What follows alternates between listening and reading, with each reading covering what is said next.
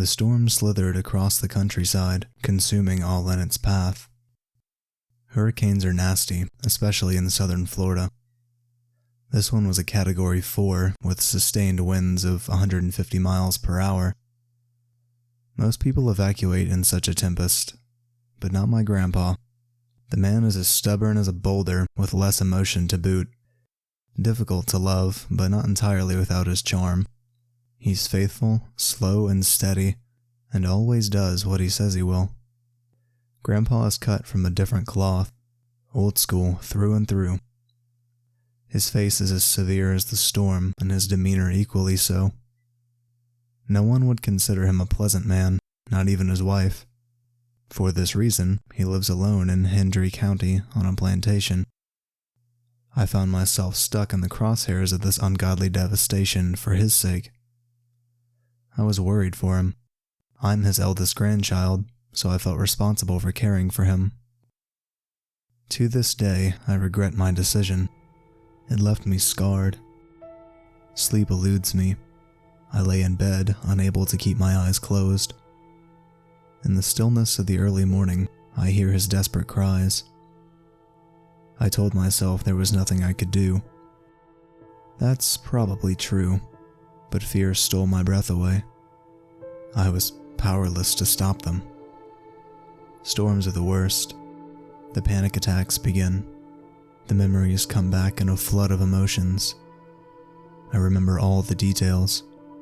I hear the screams, the noises no human mouth can produce. My therapist says they are fantasies my mind conjured to distract me from my loss. I want nothing more than to believe this. Yet I know it is not so. I saw the eye. The crotchety old geezer shouted, "Jeb, move your butt. The storm's approaching and we still need to get all the cattle into the barn." Thoroughly regretting my decision to help the old man, I responded, "I'm going as fast as I can. Yelling at me is not going to make it better." At this point, the wind was whipping through the trees. The rain was pelting us in the face, feeling like pinpricks on our exposed skin. This was so stupid. The old man had insurance on the farm and all damages would be recompensed. Love makes you do dumb things. The old man was the only family I had left.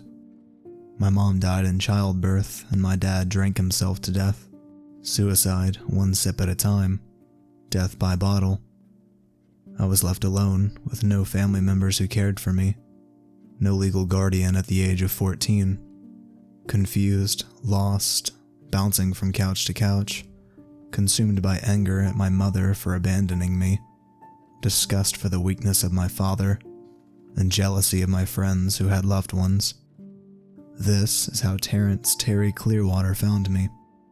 He took me in without a second thought. His level-headedness grounded me. The old man was the only consistent thing in my life. He genuinely saved me.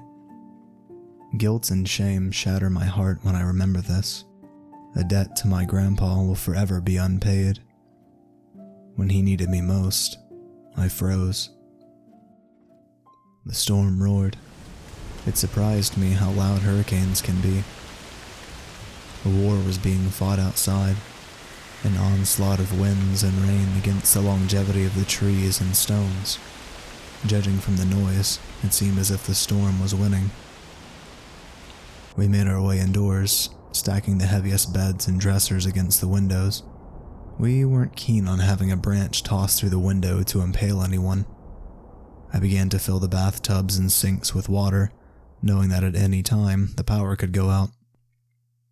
After we felt confident enough in our fortifications, the two of us gathered in the living room. To distract ourselves from the tempest, huffing and puffing and trying to blow our house down, I dealt out cards. It was the second game of poker when the lights began to flicker.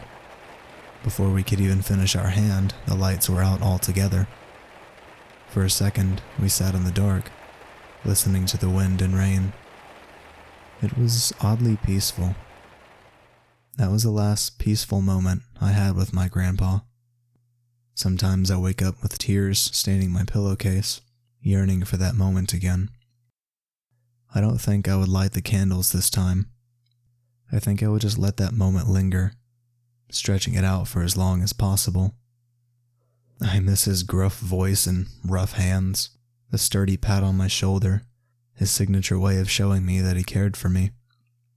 He never outright said he loved me, but it was clear by his actions.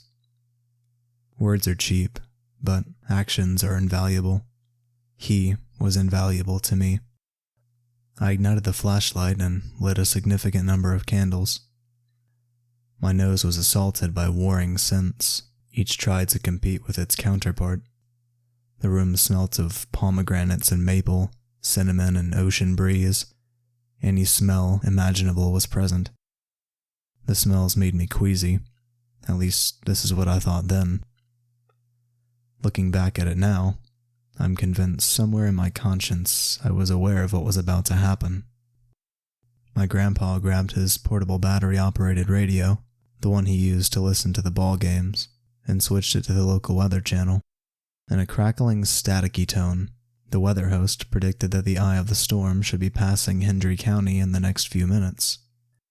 The charming woman's voice promised that the worst had passed and there shouldn't be much more to worry about. Stay hunkered down and light your candles. The woman couldn't have been more wrong. The storm, in one final torrent of ungodly fury, blew with all its combined strength. An awful ripping noise, a crack, and an explosion. The 100-year-old oak in our front yard smashed through the kitchen window. I remember staring up through the gaping hole in the ceiling, seeing the pitch black of night, darkened by the suffocating clouds and whipping winds. I felt as if I was staring into the depths of the abyss itself. The storm at that moment ceased. No more wind, no rain. The clouds parted so that the moon was visible.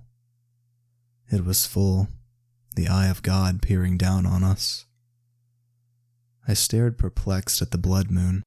It was the color of blood congealed on a corpse. The visage was malevolent by nature. It was not the celestial body I was used to. It was foreign, uncomfortably large. The moon seemed to open wide and swallow the sky. The false moon had one dark spot in the center, a pupil in the center of an eye. The longer I looked at it, the more it peeked into the depths of my soul. It was alive. More than that, it meant harm. I was certain of this. I can't tell you how I knew this, but there was no doubt.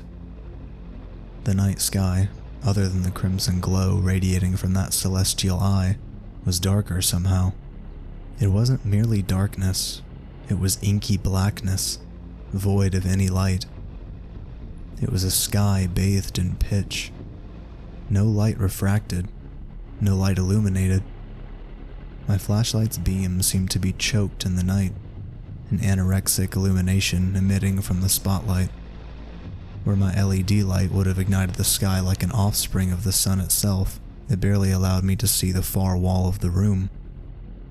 It was as if the cruelty of the storm split the fabric of our reality, only to have the hole filled by this monstrosity. Perhaps that is exactly what occurred. Regardless, I found my adolescent self staring at the night. I can't rightly tell you how long me and my grandpa stood looking at the eye in the sky. We didn't speak. What was there to say? We were glued to our spot, necks contorted, eyes locked on the celestial body. I'm not even sure I blinked the entire time. My eyes refused to break the soul gaze for one moment. Soul gaze it was. I understood vileness at that moment. I met true darkness. Fear did more than fill my heart. It consumed me, a shadowy beast tearing into my sanity. I felt myself wandering, my conscience being lost forever. It was the blood-curdling cries in that inky blackness that broke my mind's wandering. The darkness did more than distort the light. The sound was odd. It was as if the night had substance to it, causing the sound waves to bounce off of it. Echolocation was impossible. One moment the sound would come from behind me, The next would be just outside of my field of vision. I couldn't tell if the creatures were leagues away, or if they lurked right outside of sight. A different type of fear seized me. This kind was animalistic and natural, whereas the previous type was philosophical and soul-wrenching. There was a predator on the loose my mind could comprehend. Before, the fear instilled by that eye in the sky ripped at my understanding entirely. It was something superseding my insignificant intellect. Still, my body became erect. My senses fired on all cylinders, attempting to detect and protect. The carnal portion of my mind took over. Self-preservation kicked in, and I unconsciously shuffled towards my grandpa, safety in numbers. We huddled there under my dinner table, unwilling to make a sound, hoping, praying that the howls would fall off in the distance. No such thing happened. Fear muddled our minds and we could hardly even breathe. Eventually, my grandfather whispered in a voice barely audible, "We need to get to the attic. We're exposed here. We would stand a better chance of hiding. Also, my guns are in the lockbox in there." Mostly because I lacked a better plan myself and I was petrified to be alone, I followed him as we crept from under the table to the corner of the room. On all fours we crawled from one side of the room to the other, careful not to make a sound. The cries were getting desperate, hollering, slobbering noises produced in the back of the throat. They made my blood run cold. In the dim light of my flashlight, I saw my grandfather trembling. His hands shook and his face grew sweaty. The bestial calls were terrifying, but I had never seen my grandpa scared. This absolutely paralyzed me with fear. My grandpa survived the Korean War, Vietnam War, and helped train people in Desert Storm. If he was worried, then I knew we were in dire straits. We weren't moving fast enough. I was deadly afraid that those creatures stalking us would catch up to us. As we barreled forward, scuttling as fast as we dared, we turned the hall to run face to face with one of the creatures. It resembled the dog. I mean this in the loosest way possible. It was made of shadow. I don't mean it was shadowy. I mean the body was formed by the swirling darkness. Its paws were too large for the sleek frame, extended even longer by cruel claws protruding from its tips. The beast had twisted spines piercing its bent back. Its skin was flaky, like it was afflicted with a serious case of mange. Thankfully, I was unable to see the creature's face. Its ears were notched and stood erect. They shortened and lengthened in a mesmerizing pattern that was oddly pleasing to the eye. We backed away slowly, making sure we didn't lose sight of the demon dog.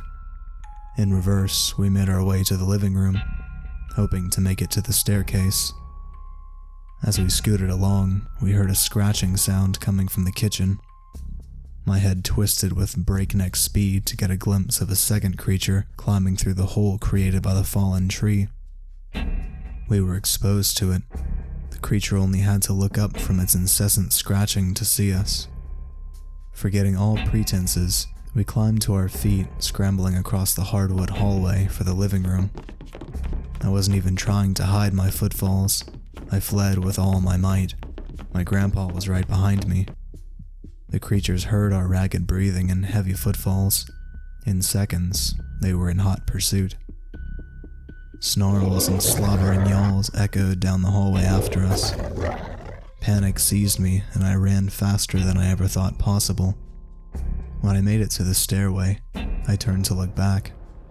My grandpa was a few strides behind me. The creatures were barreling towards him. He wasn't going to make it. Our eyes locked. I saw that he saw he wasn't going to make it. His lips formed. "I love you, son." Tears filled my eyes. I knew I ought to help him, yet my feet remained locked firmly to the spot. I watched as he changed course and began to run towards the front door. The creatures were drawn further away from me. Still, I was unable to move. I stood there stunned, struck dumb in the presence of my grandpa's final heroic act. I saw the man my bent grandfather used to be, a glorious man, young and full of life. He stood tall, accepting his death with stoic grace. My grandpa turned to me and we locked eyes. A moment passed, then he bellowed, Go! Get out of here! Grab the gun and hide! As if it was magic, the ice in my veins melted. I moved with the grace of an Olympic athlete. I flung myself up the stairs 3 steps at a time. I barreled through the spare bedroom, slamming the closet door against the plaster wall. I pulled the drawstring for the attic door up above my head. I shot up the pull-down ladder and found myself in pitch darkness. If I could only get to my grandpa's shotgun, maybe I could help him. It couldn't be too late. I can't lose him too. He's all that I have left. As if to make a liar out of me, immediately I heard a familiar voice echoing from downstairs. It was my grandpa screaming. Tears filled my eyes. My vision began to sway. Those screams, those awful pleas for help, they tore great swaths out of my still beating heart. I was consumed by those creatures, if not bodily, then emotionally. I was left alone, again, in the dark, with no one to guide me. I collapsed to my knees in the scorching attic. I looked to the heavens, hoping to see God. All I saw through a leaking crack in the roof was that eye. The blood moon seemed to wink at me, pleased with the activities of this night. I heard the unearthly screeches of those dogs taper off. It was just me and the celestial body. We stared at each other for a moment, then 2. The eye in the sky didn't want flesh. It wanted this. It wanted to gorge itself on my pain, the kind that remains, the kind that no doctor can heal with clever medicines, the insatiable pain of loss with no hope of recovery, a broken heart unable to be mended, guilt for actions not taken and prices not paid. I used to think I was brave, a strong man. Now I know the truth. Me and that eye both saw. I am a coward through and through, willing to let those I love pay the price. With one final glance, I looked and saw that eye, and it saw me. I knew it, and it knew me. Then the winds picked up, and the clouds obscured that eye from my sight. I would like to say that I've never seen it since, but every time I close my eyes, I still see it. You see, I live my life underneath the watchful gaze of that celestial eye.